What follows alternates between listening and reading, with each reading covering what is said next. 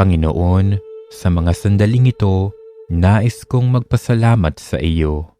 Maraming salamat sa mga biyayang ipinagkaloob mo sa akin. Binigyan mo ako ng higit-higit pa sa mga kinakailangan ko. Binigyan mo ako ng pamilya at mga kaibigan na kumakalinga at nagmamahal sa akin.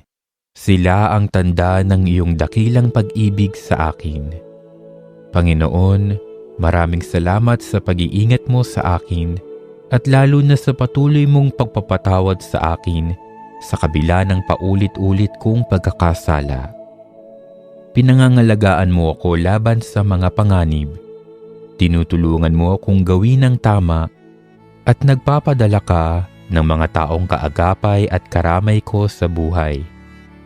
Sa iba't ibang paraan, ipinadadama mo sa akin ang iyong presensya. Panginoon,